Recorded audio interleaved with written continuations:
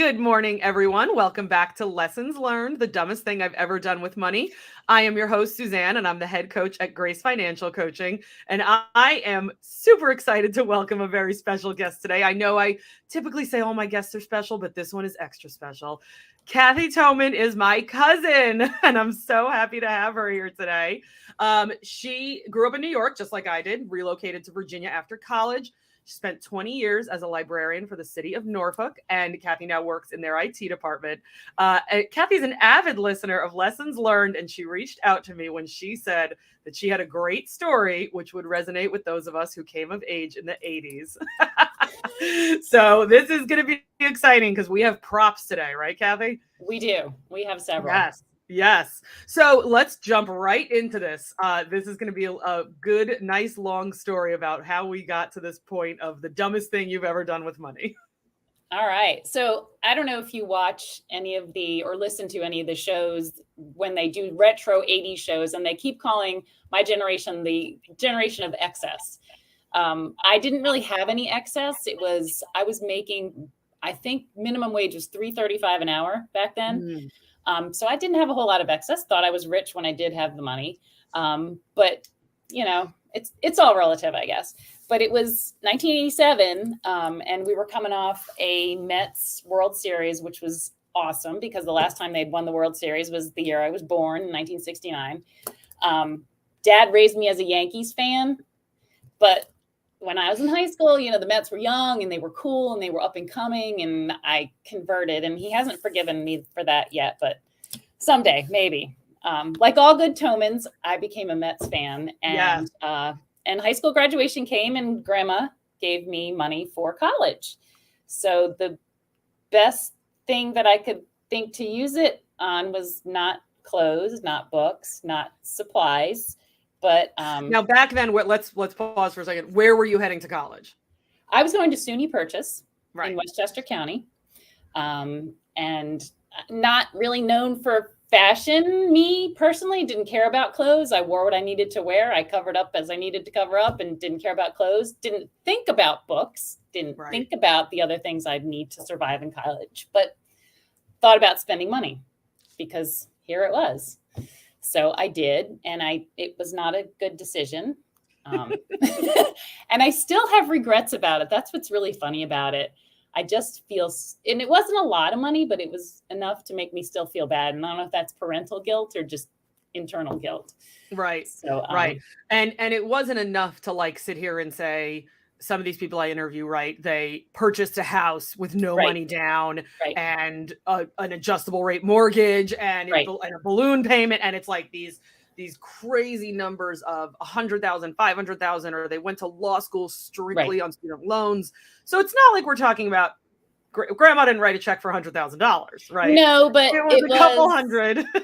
Well, yeah. And the thing was, I think the guilt comes from knowing that I knew better.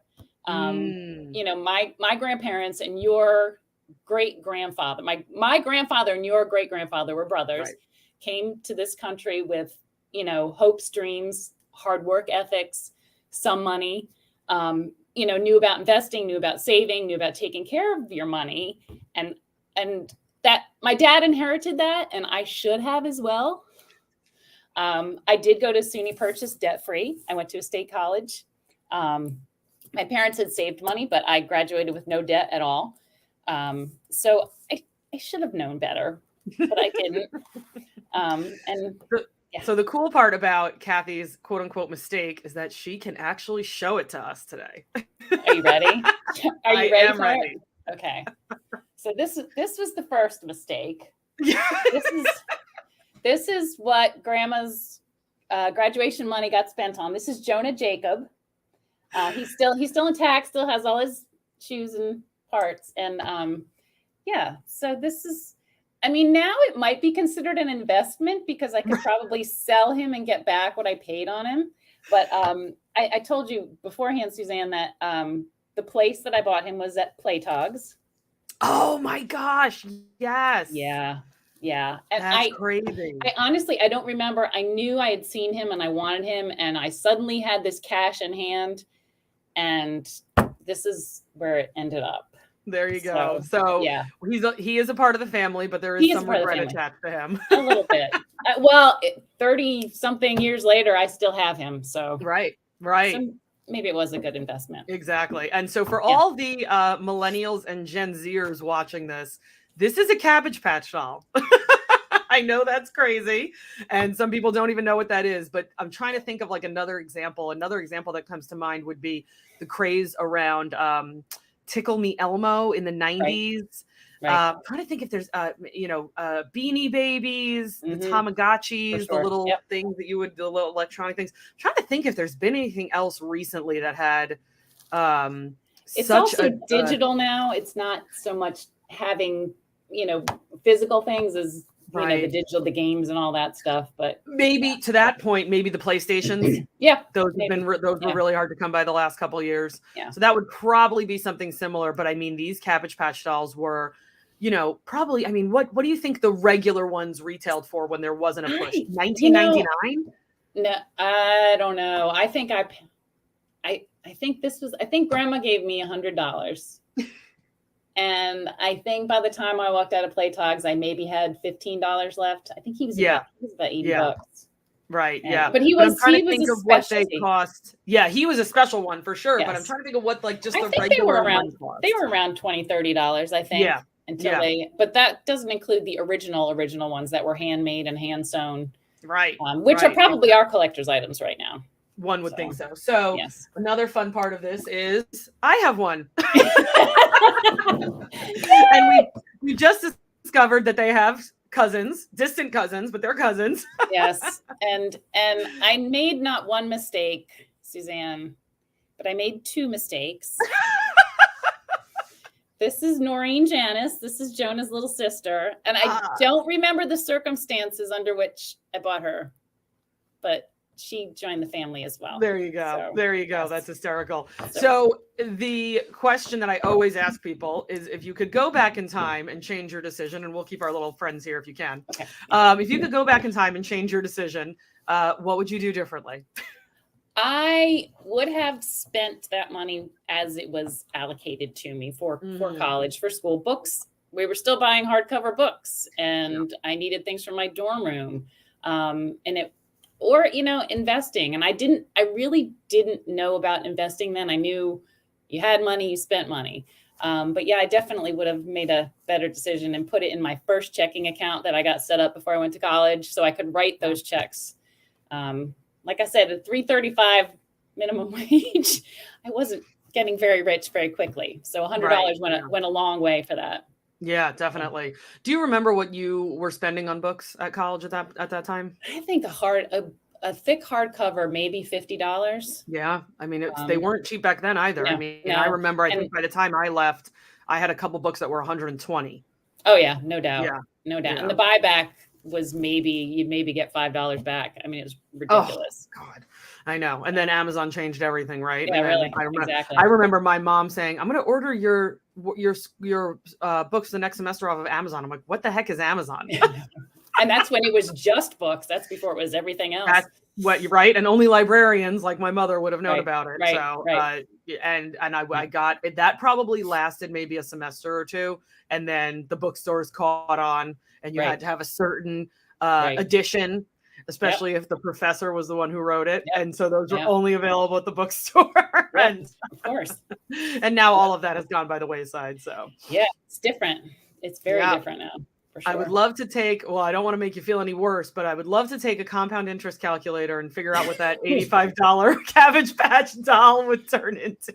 Well, if you look at eBay, going rate right now is about $50. He's in good condition. He has all his parts. I think I still have his birth certificate.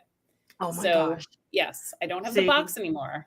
But the Mets are still in first place, just behind the other New York team. So assuming the Mets win the World Series, I could get a pretty good return on this. I would think so. I would definitely think so.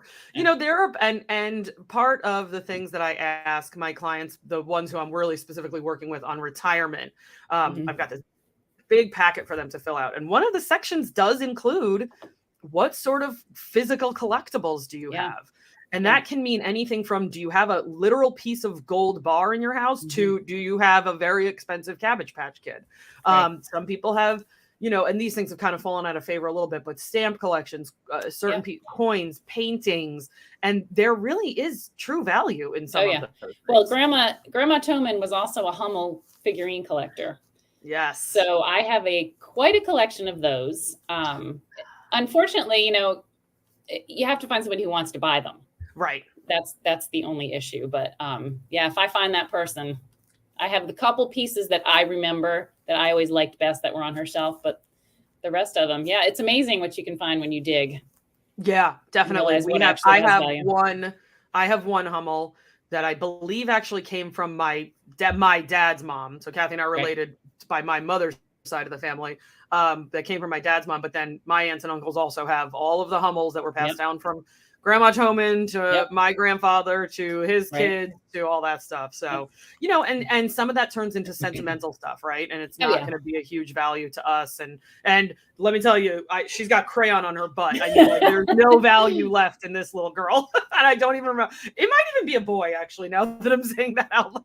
Well, I had a friend say she was surprised when I was telling her I was doing this. She said, I'm surprised that you still have them. She said, because you throw everything away. I'm like, yeah, but these have faces. Like, how do you throw things away that have faces? That's true. That's a good point. I actually didn't have this guy. Man, I think I do have the birth certificate.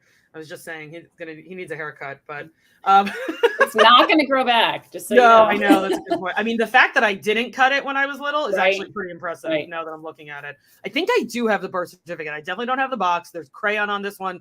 There's no value left in this guy, but yes, we're going to hope and pray that our Mets win the World Series and that my cousin can make some money off of of Jonah over there. Yeah, definitely. And you'll still have his sister to hang out with. So that's right. The package. Exactly. He's a fan too. Yes, definitely. Thank you for joining me, Cathy. I really appreciate it. My pleasure. This was so much fun. I love the props. And leave your comments below about what you have in your house that you probably spent too much money on. 80s, 90s, 2000s, that maybe we could go back and invest that money somewhere else, but it's a little too late for that. Thanks, Suzanne. All right. Talk to you soon, everybody. If you missed part of this interview, jump back on the YouTube channel and we'll see you next week for Lessons Learned, the dumbest thing I've ever done with money.